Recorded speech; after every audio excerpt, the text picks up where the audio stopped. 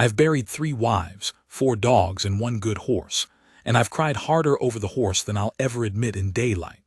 So when I tell you that the truest love I ever watched grow didn't start with a kiss or a promise or even a kind word. It started with a girl standing in the wrong doorway, holding a carpetbag that wasn't hers, wearing her dead mother's shoes because her own had worn through. I need you to understand I don't say a thing like that lightly. Her name was Della. She was 19. She'd been handed to a poor cowboy the way you'd hand off a debt you couldn't pay, and everybody in that dry, mean little county figured she'd either run or wither. Folks like that always think love needs money to live. They're wrong. Love is the toughest weed there is. It'll come up through a crack in a rock if it has to, and it'll do it in a drought, and it'll do it while everyone who ought to know better is looking the other way. I watched it come up. I watched a marriage that started as a punishment turn into the only real home either of those 2 children ever had. And I watched what it cost them, because it did cost, more than I want to tell you, more than I told anybody for 30 years. Stay with me. This is the part I've never gotten all the way through without stopping. The hail started before the words were even finished. Preacher Hollies had gotten as far as for richer, for poorer, and I remember thinking, well, they've got the poorer part covered, no need to labor it, when the first stone hit the tin roof of the rel place like somebody'd thrown a horseshoe at God. Then 100 more. The whole roof went to roaring, and Hollies had to shout the rest of it, and nobody could hear the girl say, "I do." She just moved her mouth. I watched her lips. I've thought about those 2 small words 1,000 times since, said into a noise so big they never made it across the room. Tom Rell stood beside her in a shirt I knew for a fact he'd borrowed off his dead father's peg, because I'd been at that funeral too, and it was the same shirt, and it still had the mend at the elbow that Tom's mother had put in with the wrong color thread before she passed. He was 24 and looked like a fence post somebody'd stood up and dressed. His hands hung at his sides. He didn't take her hand. That's the thing I noticed first. A man marries a girl and doesn't reach for her hand. And I judged him hard for it in that minute, and I was wrong, and I'd learn later how wrong, but that's how it is when you only see the outside of a thing. I wound my watch. I ought to tell you about the watch because you'll see me at it the whole way through, and I'd rather explain now than have you thinking it means the time. It doesn't tell time. Hasn't since 71, since the day my Ruth died and I was holding it in my fist when she went, and it stopped, or I stopped it, I never have been sure which. I wind it anyway. Some men pray. I do that. It gives my hands something honest to do while I watch the world take things from people. The ceremony finished in the racket. Hail piled up in the yard like a false, cruel snow, and I stood in the doorway of that little 2-room house, packed dirt floor. 1 glass window Tom had traded a month of labor for, a stove that leaned, and I looked at the bride they'd handed him, and I understood the whole shape of it without anybody telling me. Della Voss, old Amos Voss's girl. You have to understand what Amos Voss was to know what was done to her. He was a man who'd have sold the shade off a tree if he could have found a buyer. He drank, and he gambled the way a drowning man swallows water, and that spring he'd sat down at a table in Carter's back room across from a cattle broker named Sledge Coulter, and lost everything he had, and then a good deal he didn't. $240 is what I heard. Voss didn't have 40, and Coulter was not a man who forgave a debt so much as he collected it in flesh, one way or another, and everybody knew what he meant to collect off Amos Voss. He meant to collect the girl.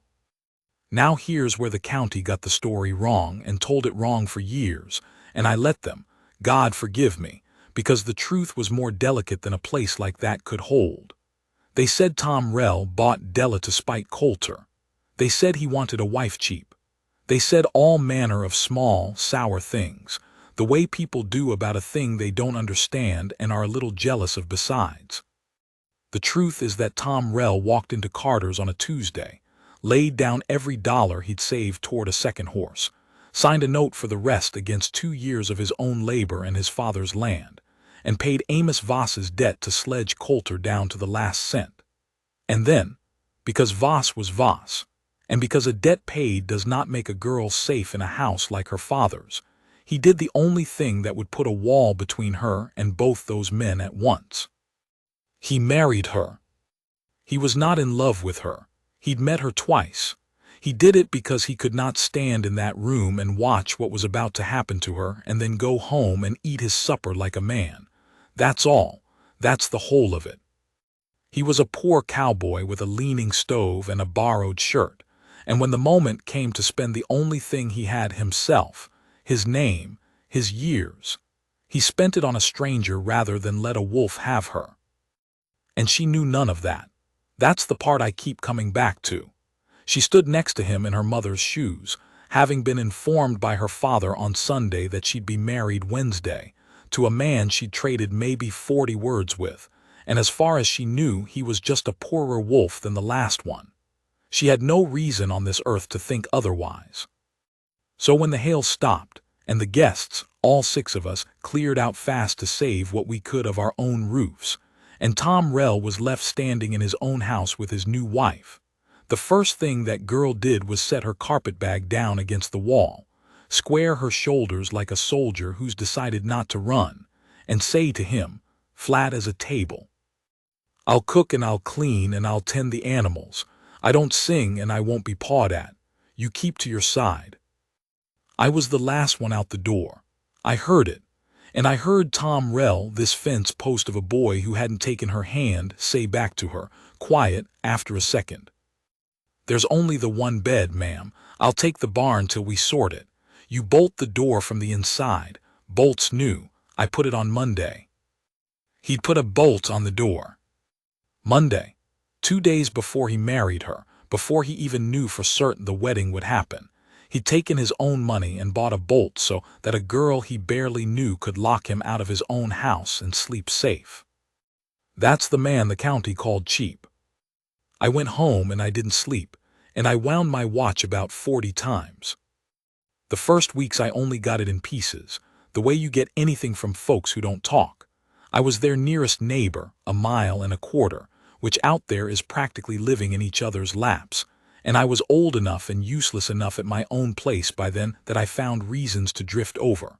A borrowed auger. A bad-tempered sow I wanted Tom to look at. The truth is I was lonesome and they were interesting, and an old man is allowed his interests. What I saw was 2 people being careful with each other the way you're careful with a horse you don't trust yet, and that doesn't trust you. She cooked. Lord, she could cook, could take a fistful of nothing and a wild onion and make it taste like somebody loved you. She kept that dirt floor swept so hard and so smooth it shone. She was up before him, and she worked till after him, and she flinched. This is the thing that near broke me the first time I caught it. She flinched every time he moved too quick near her. Just a small drop of the shoulder, a half step. You wouldn't see it if you weren't the kind of man who'd learned to watch for it. I'd had a first wife, long before Ruth, whose father had been a hitting man, and I knew that flinch. I knew where it came from. I never asked. You don't ask. And Tom learned. That's what I want you to see about him. He watched her flinch, and he never once said a word about it, and he just slowly, over weeks, changed how he moved through his own house. He started announcing himself. "Coming in now. Reaching past you for the salt. Gonna set this pot down loud, don't startle."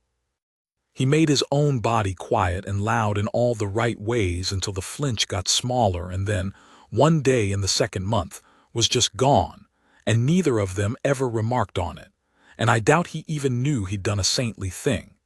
He thought he was just being mannerly. He slept in the barn 11 weeks. 11 weeks, in a Texas spring that turned cold at night, on a pile of horse blankets, because he'd told a frightened girl she could bolt the door, and he was not the kind of man to make a liar of himself. I know it was 11 because I counted, quirk of mine. I count things, always have. And because on the 11th week I came over with the auger excuse and found him with a cough sitting deep in his chest, and I lit into him. "You'll die of foolishness," I told him. "Sleep in your own house, boy." He looked at me with those tired eyes and he said, "She's not ready. When she's ready, she'll say. Till then it's not mine to take." And he coughed and he went back to the barn. I told Della about the cough. Not to shame her, I want that plain. I just thought she ought to know, being the woman of the house, in case it turned to something. She was at the wash.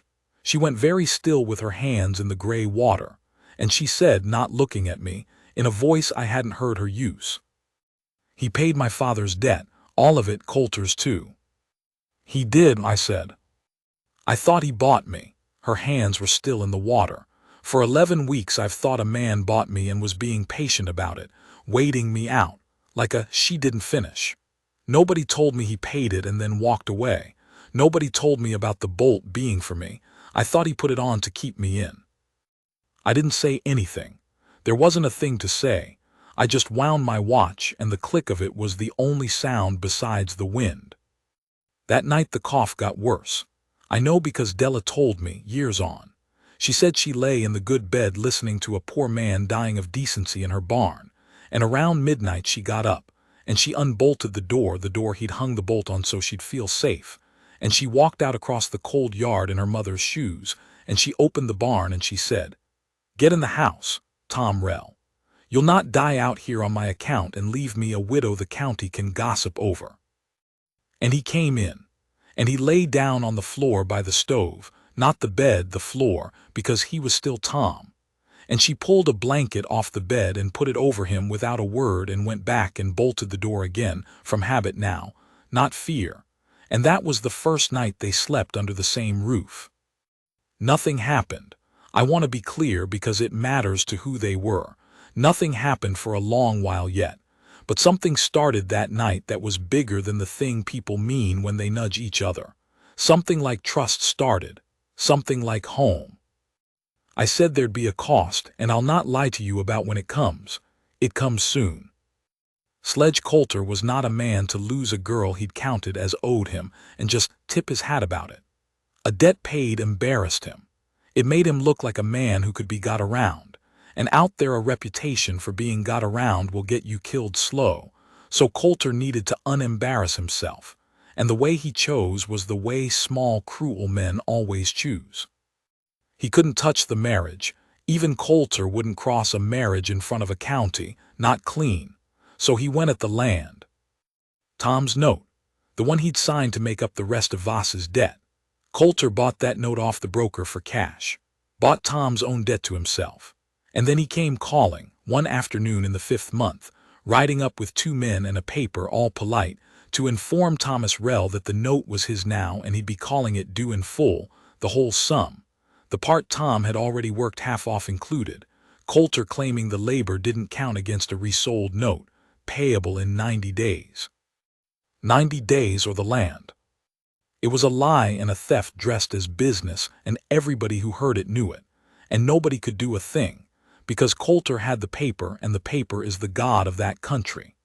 I was there for it, as it happened, the sow excuse, and I stood on the porch and watched Tom Rell read that paper twice, slow, moving his lips a little the way he did, and I watched him understand that a man had just found a legal way to take the roof off his wife's head to punish him for saving her.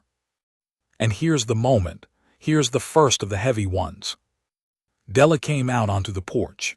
She'd heard. And Sledge Coulter looked at her the way he'd looked at her across her father's ruin, and he tipped his hat and he said, all silk. "Course, Mrs. Rell, a debt like this could be settled other ways. Was, before your husband here got sentimental. My offer's an old one, but I'm a patient man." He was telling her in front of everybody, in front of her husband, that she could still buy the land back by going with him. That's what he was doing, dressing it up in courtesy so nobody could name it. And I watched that 19-year-old girl, who'd been handed off like a debt her whole short life, who'd been taught by every man she'd ever known that she was a thing to be spent. I watched her walk to the edge of the porch and stand next to her husband and take Tom Rell's hand. She took his hand, first time. She reached for it in front of the man who thought he owned a piece of her, and she held it, and she said, clear enough for the 2 hired men to hear, "My husband saved me from you once, Mr. Coulter. I'll not shame him by needing saving twice. You'll get your money or your land by law like a decent thief, or you'll get nothing. but you'll never again get me." Coulter's smile went thin. He tipped his hat again, that was the kind of man he was, courtesy to the last, and he said, "90 days," and rode off with his 2 men. And Tom Rell stood there holding his wife's hand and looking at it like he couldn't work out how it had come to be in his. He didn't say anything. He couldn't, but I saw his throat move. They had 90 days to raise more money than either of them had seen in their lives, on a poor ranch in a dry year, or lose the only home the girl had ever chosen. I went home. I got out the box where I keep what little I've saved for my own burying, and I counted it, and it was not enough, not the 10th part of enough. And I wound my watch, and for the first time in years I wished, hard and foolish, that the damned thing still ran, as if there were any amount of time a stopped watch could give back to 2 children out of money and out of luck. There wasn't, but something else was coming that I couldn't have counted on. It was coming up the dry wash from the south, on a paint horse, and it would change everything, and it would cost more than the land. But that's the next part, and I'll need to wind this watch a good while before I can tell it. Part 1, approx. 2,600 words of the target, continued below to reach length. Let me hold there a moment and give you the quieter middle of those first 90 days, because a story that's all thunder is a lie, and most of survival is small. They tried everything honest. Tom took on day labor at 3 other ranches, mine included, and I paid him more than the work was worth, and he knew it and took it anyway, which told me how scared he was, because pride like his does not bend except under a real weight. He was gone dawn to full dark. Della ran the Rell place alone in the between, and this is where I learned what that girl was made of. She wasn't raised to ranch. She was a town girl, a card cheat's daughter. She did not know a heifer from a hole in the ground when she came. She learned it in 90 days like her life hung on it, because it did. I'd come by to drop Tom home of an evening, and I'd find her out in the last light doing things she'd taught herself off pure need and stubbornness. Pulling a calf, arm into the shoulder, teeth set, talking low to a first calf heifer that wanted to kill her. Mending a fence line with wire that fought her and cut her hands to ribbons, she wrapped them in rags and kept on.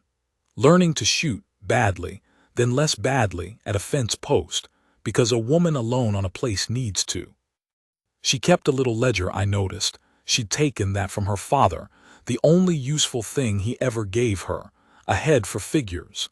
And every night she wrote down every egg, every ounce of butter, every penny, hunting for money in the margins like a woman shaking out a coat for coins. One evening I found her sitting on the step crying, the only time in all those weeks I saw her let it out, with her cut hands open in her lap, and I sat down next to her, old fool that I am, and didn't say anything, just wound my watch, and after a while she laughed wet and said, "That thing's broke, isn't it?" "Broke as me," I said. "Then why wind it?" And I told her about Ruth, about the fist and the stopping. First time I'd told anyone in 15 years. And she listened. This girl who'd been given so little tenderness she'd near forgotten it existed. And when I was done she reached over and she took the watch out of my hand, and she wound it herself, once, gentle, and gave it back. "For your Ruth," she said. And I had to walk off into the dark, a ways before I could speak like a man again. That's who they were. That's what Coulter was trying to take. Not land. Land you can buy anywhere. He was trying to take the first place 2 unloved people had ever managed to build a little warmth, and he was doing it legal with a paper with a tip of his hat. 60 days left when the paint horse came up the wash. The man on the paint horse had a bullet in his side and a child on the saddle in front of him, and he rode into the Rell yard at a walk because a gallop would have killed him. And he got as far as the water trough before he went off the horse sideways into the dust. Della reached him first. I wasn't there, got this from her and from Tom and from the man himself later, in the slow way you get things from a man who measures his words like water in a drought. But I've heard it enough times to see it. She was at the wash again, always the wash, and she came running with wet hands, and she got to him in the dirt. And the child, a boy maybe 6, was standing there not making a sound, which is the worst thing a scared child can do, that silence. The man was Chiricahua, Apache. I'll tell you the name I knew him by, which is Cruz, a mission name, a Spanish name laid over his own the way those were, and he told me once, dry as a creek, that Cruz would do for white folks and his own name was his own business, and he was right, and I never pushed it, and I'll not put down here a thing a man kept for himself. Cruz, then.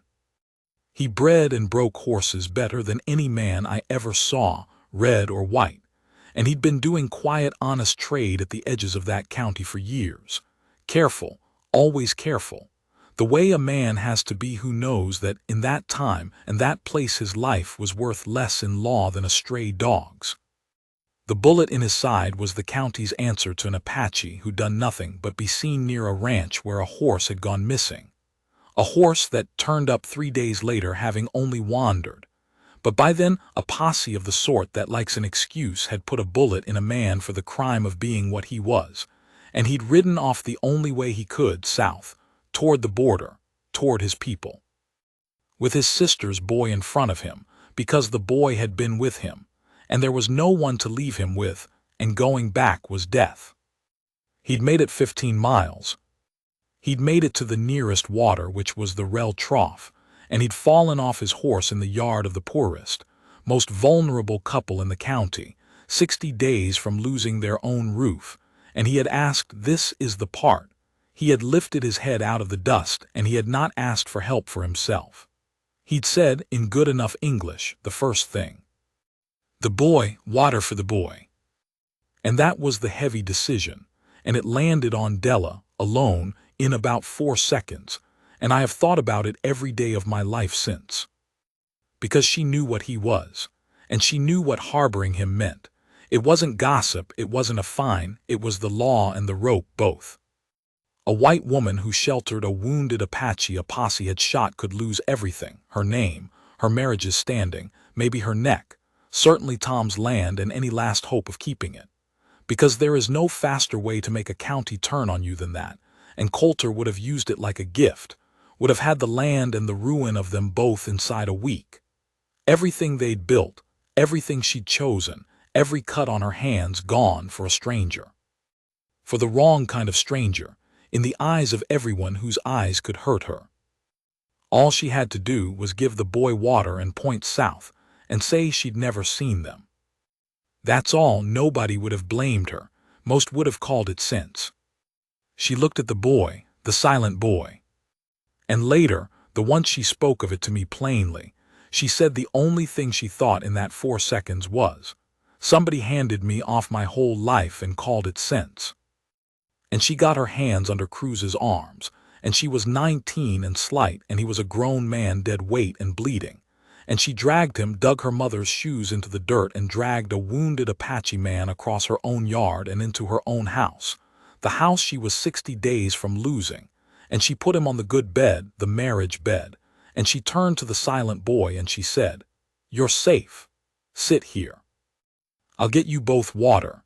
And the boy finally started to cry, which meant he'd believed her. Then she went and got the shotgun she'd taught herself to shoot, and she loaded it, and she sat down in the doorway to wait for Tom to come home and for the world to come for them, whichever came first. Tom came home first. He came home to find his wife in the doorway with a loaded gun and an Apache stranger bleeding in his bed and a strange child asleep against the wall. And I have often wished I could have seen his face, and I have often been glad I didn't, because some moments belong only to the people in them. Della told me she stood up when she heard his horse, and her whole body was ready for him to be angry, ready for him to be a man like every man, to shout, to throw them out, to think of the land and the law and himself. She'd braced for it the way she used to brace for her father's step. Tom Rel got down off his horse. He walked up to the porch. He looked past her at the man in his bed and the boy against the wall, and he took the whole thing in slow, moving his lips a little the way he did when he was reading something hard. And then he said, "Is he still bleeding, or's it stopped?" That's all, that's what he said. Not why, not who, not do you know what you've done. Just, is he still bleeding? Because to Tom it wasn't a decision at all. His wife had already made it, and the only question left was how to keep a man alive, and Tom Rell had never in his life met a bleeding thing he didn't try to keep alive. It was the whole trouble with him. It was why he was poor. It was why he'd married her.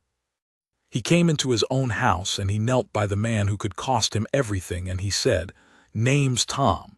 This is my wife's doing, and I stand with it. Now hold still, this'll hurt." And he went to work on the wound with the same hands he'd used to hang a bolt for a frightened girl. They got the bullet out that night, the two of them, by lamplight, with Della's ledger-steady hands and Tom's steady nerve, and a knife held in the stove till it glowed. Cruz didn't make a sound the whole time. Bit down on a strop of leather and watched the ceiling and didn't make a sound. And Della said that was the most frightening part. That silence, the same silence the boy had. And she understood then it wasn't a stubbornness. It was a discipline. It was what you become when the world has spent your whole life waiting for a reason to hurt you, and you have decided not to give it the satisfaction of your voice. She knew that discipline. She'd had a smaller version of it in her father's house. She and that man understood each other across everything that was supposed to divide them, and it was the wound that told her. They were, the two of them, the same kind of survivor. He lived. It was a near thing, and it took weeks, and there was a fever that had them all up 3 nights running, but he lived. And the boy's name was a soft 2 syllables I won't try to spell and get wrong. The boy attached himself to Della like a burr, followed her at the hip through every chore, and she taught him English words and he taught her his, trading them like the two of them were doing quiet, honest business. And Tom made him a little wooden horse with a knife of an evening, and the boy slept with it in his fist. For a few weeks that broke-down poor ranch under a death sentence held the strangest, warmest household that county never knew about. A card cheat's daughter, a fence-post cowboy, a Chiricahua horsebreaker mending in the good bed, and a boy learning to laugh again. I'd come by carefully now. I was the only soul they let in on it, and they trusted me with all their lives, and I've kept it till now, till everyone it could hurt is long in the ground, and I'd sit and watch them and wind my watch and think, this is what a home is, not the roof, the people you'd risk the roof for. But the 90 days were still counting, and a fever costs money too. The little Della had scraped in the margins went to laudanum and clean cloth and a hen killed for broth. And now they were further from Coulter's some than when they'd started, and closer to the day, and hiding a secret that would end them if it ever got loose. 30 days left when Cruz was well enough to sit a horse, and the night he could, he didn't leave. He came out to where Tom was mending tack by the barn, and he stood there a while the way he did, and then he said Della heard it from the window, and Tom never would repeat it, so it's her telling, he said. You'll lose this land. Might, Tom said. The man with the paper, Coulter, Cruz knew the name. Cruz knew every rancher and every debt for 50 miles it was his business to. A man in his position stayed alive by knowing things. You know horses. Some. You don't. Not unkind, true. I do. Nobody knows horses like I know horses. There's a herd of Mustangs waters at the Caldera Seep south in the Malpais. Good stock. Wild. Worth money gentled. 20 head, maybe more. A man who could catch them and break them right could sell them and pay any paper in this county twice over. No man can catch a wild herd in 30 days, Tom said, nor break them if he did. That's a year's work. One man, no. Cruz was quiet a moment. 2 men. One who knows the country and the horses and can't be seen doing it because they'll shoot him on sight. One who can be seen and sell them and can't do a lick of it without the first man. He let that sit. You saved my nephew's life. Your wife dragged me out of the dirt with everything to lose. I do not carry a debt. I pay it. I will catch you a herd and break you a herd, and you will keep your wife's home. But I have to go into the Malpais, into the country where a posse already put a bullet in me, and stay there a month, and if I'm seen it's the rope. And if we're seen together it's the rope for you too, and worse than losing land for her. There it was, the second heavy one. And it wasn't Della's this time, and it wasn't Tom's. It was all three of theirs, laid out plain in the dark by a man who'd been shot for the crime of existing, and was offering to risk his neck a second time to save the necks of the only white people who'd ever treated him like a man. Tom Rell was quiet a long while. Then he said, "The boy stays with Della, where it's safe." "Yes. And if it goes wrong out there, if you're took or shot?" "Then I'm dead a way I chose," Cruz said, "instead of the way the county chose for me. I would rather owe my life somewhere and pay it than keep it and owe it. You would understand this. It is why you married her." And Tom, who never said much, said the only thing there was, "When do we ride?" They rode 2 nights later in the dark south into the Malpais, the Badlands, the Black Rock country, broken lava sharp enough to lame a horse and hide a man and hide the men hunting him. Tom told Della it would be a month.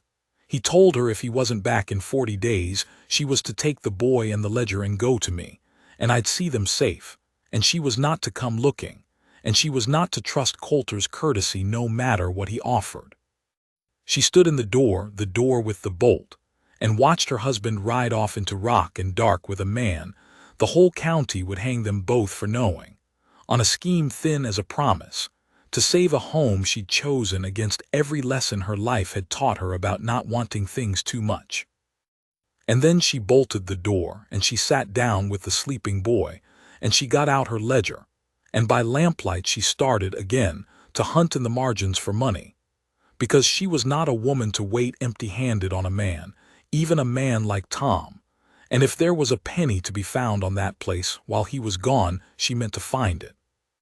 28 days, that's what they had when the men rode out. I came by every day. I'd promised Tom I would. I'd find her working, always working, the boy at her hip, and we'd say little, and I'd wind my watch, and we'd both look south at the black line of the Malpais on the horizon, and not say the thing we were both thinking, which was that no rider had come back from that country in weeks, and no word either, and a woman can die of not knowing faster than she can die of bad news.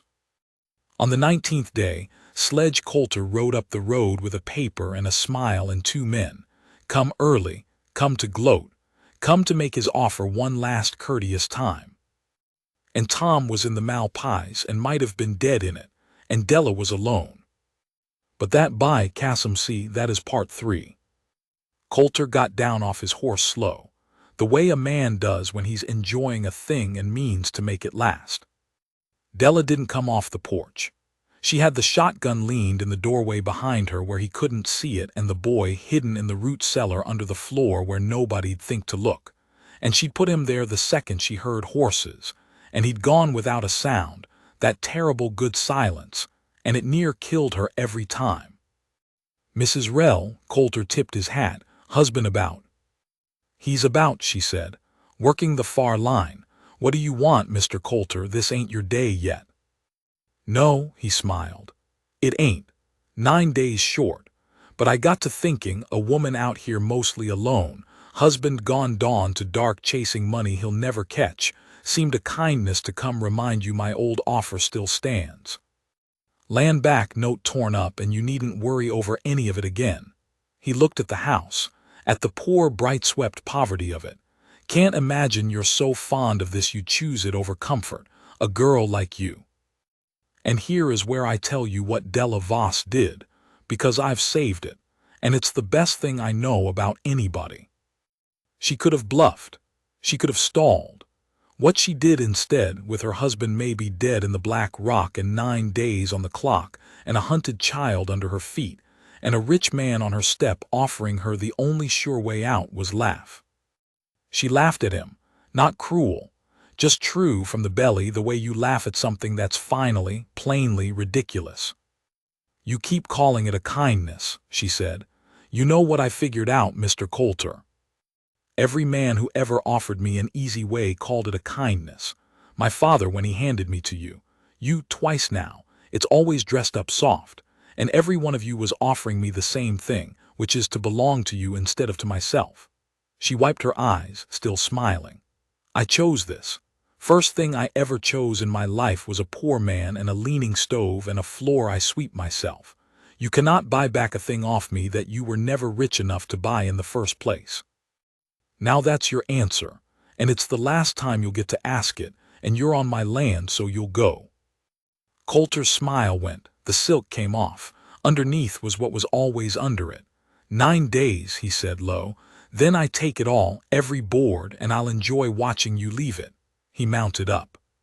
He looked at the house one more time and something crossed his face. I think it was that he finally believed her, finally understood he'd lost, and men like that would rather burn a thing than lose it, and he said, mild again, worse for being mild, "Awful dry country. Awful lot of lamp oil in a house like that. Be a shame." And he rode off, and Della stood on the porch with her heart going like a trapped bird, understanding she'd just been promised a fire.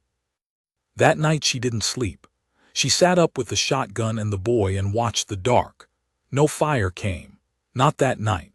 But she knew it would. Knew Coulter would send it quiet some night in the 9, a match to the barn or the house, and blame it on a spark, and there'd be nothing to prove and nothing to save. And on the 22nd day, in the last gray before dawn, she heard horses again, coming from the south. From the Malpies. I was there for the end. I'd taken to sleeping over in Tom's barn those last days, an old man's stubbornness. I wasn't going to have that girl alone if I could help it. And I came awake to the sound, and I got my old pistol, and I came out into the yard, the same moment Della came out of the house with the shotgun, and we stood there together in the gray watching 2 riders come up out of the dark leading a string of horses. Tom and Cruz, and behind them on a long line, gentled and haltered and stepping quiet, 9 head of Mustang. Not 20. 9. But 9 good horses, green broke and sellable, worth, at that county's prices, in a dry year more than enough. More than enough for Coulter's paper. They were done in. Both of them. Gaunt, cut up, Cruz's half-healed side broken open again and stained through his shirt, Tom hollow-eyed and swaying in the saddle, 30 pounds off the both of them. A month of black rock and no fires and hiding from the very passes that used that country. But they were alive, and they'd done it, and Tom got down off his horse and stood there in the gray looking at his wife. And Della crossed the yard, and she didn't run and she didn't fall on him. She walked. She stopped in front of him. She reached up and she took his face in both her cut and calloused hands. The girl who wouldn't be pawed at, who told him keep to your side, and she looked at him a long moment and she said, "You came home." "Said I would," Tom said, like it was the simplest thing in the world, like a man doesn't have to cross a badland and cheat a rope to keep a word. And she kissed him, first time. In the gray dawn, in front of God and me and a Chiricahua man and 9 tired horses, that girl who'd been handed off like a debt her whole life kissed the poor cowboy she'd chosen, and it was the truest thing I ever saw, and I turned around and wound my watch and gave them the only privacy a yard allows. It should end there, I know it should. A story's supposed to end on the kiss. But I told you at the start there was a cost, and I told you I'd not lie about it, and the cost came in the daylight, and I've never once gotten to tell this part without stopping, and I'll likely stop now. Because Cruz couldn't stay for the selling of the horses. Of course he couldn't. He was the one man whose knowing hands had gentled every one of those animals, and he was the one man who could never be seen within 10 miles of that sale, because it was the rope for him and the ruin of Tom and Della both. He'd done the whole of the work, and he could take not 1 grain of the credit nor a dollar of the money, and everyone knew it, and nobody said it, because saying it made it worse. He meant to ride south at dawn, him and the boy, over the border to his people, out of the country that had put a bullet in him for existing. And the parting is the thing. The boy did not want to go. The boy had spent his weeks at Della's hip learning English words and trading them for his own, sleeping with a wooden horse Tom carved, being the child of a warm, poor house instead of a hunted thing on a saddle. And Della had spent those weeks, I'd watched it, falling into a love with that silent burr of a boy that she had no name for, being a woman who'd never been mothered and had somehow become one anyway. And when Cruz lifted the boy to the saddle, the boy cried, out loud. First time that terrible good silence broke, finally, into an ordinary child's grief, and Della stood there with her hand pressed over her own mouth so she wouldn't make the same sound. And Cruz looked at her, and I watched a man have the same 4 seconds Della had had, months before, in that same yard, and I watched him make the same impossible choice from the other side of it. He could take the boy south to his people, to safety, to his own blood and his own ways, where the boy belonged by every right. Or he could leave him. Leave him with the 2 poor people who'd bled to save them both, in the one house where the boy could be a child, in the one country where he'd have a life instead of a run. But at the cost of the boy's own people, his own tongue, his own kind, and at the risk that being an Apache child in a white county carried always, forever. There was no right answer. That's what I want you to feel. There is no version of that morning where somebody doesn't lose the child. Cruz loses him to the whites, or the boy loses his people, or the boy loses the only safety he's known. Some choices are just grief wearing different coats, and you pick the coat, and you carry it the rest of your life. Cruz set the boy down. He knelt in front of him and he spoke to him a long while in their own tongue, low, and the boy listened and cried and listened. And then Cruz stood and he looked at Della and he said only, "He stays, if you'll have him. He has a life here he doesn't have with me. I can give him blood, you can give him a floor he sweeps himself." He almost smiled at that. She'd told him the line, the Coulter line, somewhere in those weeks. A man pays his debts. This is mine paid and my heart broke to pay it. Raise him good.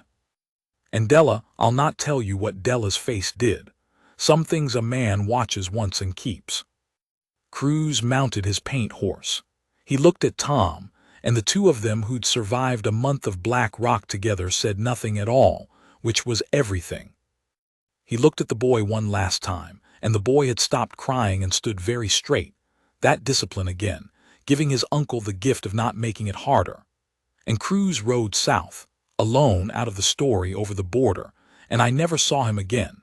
And neither did they, though a good horse turned up gentled and haltered in the rail yard every spring for 6 years running with no word and no rider, left in the night, and they never spoke of where it came from, and they never had to.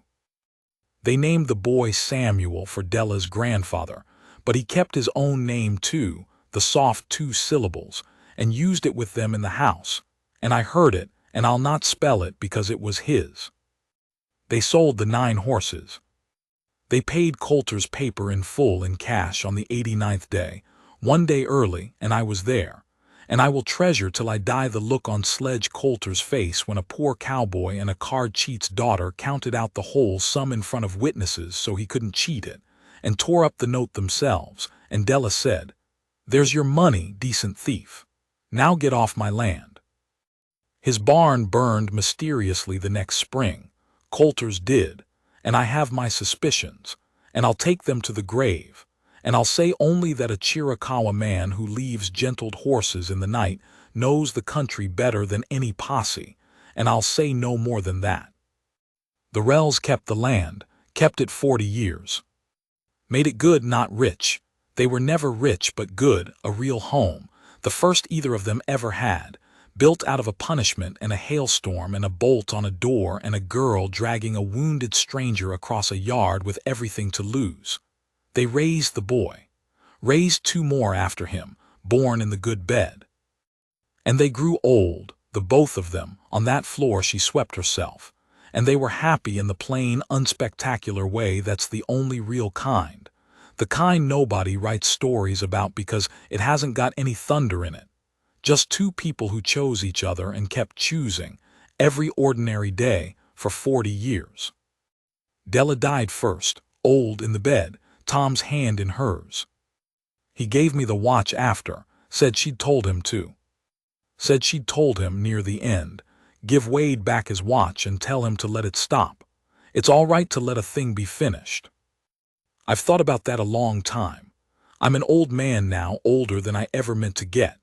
And I've decided she was right and wrong. Some things you let stop.